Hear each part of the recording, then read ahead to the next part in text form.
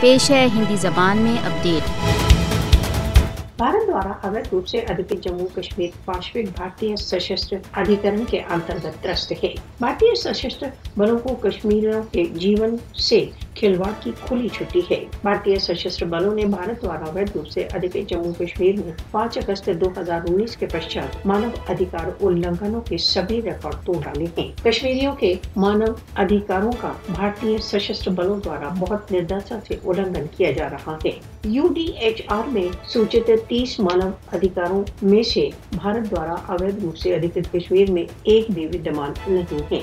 भारतीय सशस्त्र बलों ने कश्मीर को उसके निवासियों के लिए एक जीवित नरक में बदल दिया है।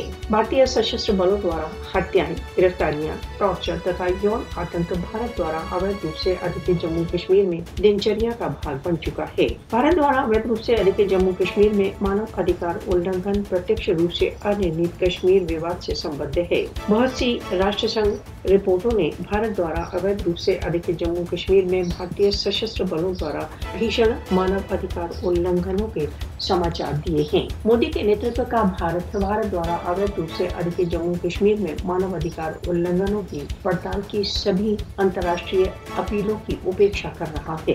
भारत द्वारा अवैध रूप से अधिकृत जम्मू कश्मीर में मानव अधिकारों का खुल्लम-खुल्ला उल्लंघन सभ्य जगत के लिए एक चुनौती। जम्मू तथा कश्मीर में मानव अधिकार उल्लंघनों को बंद करने के लिए भारत पर दबाव डाला जाना चाहिए।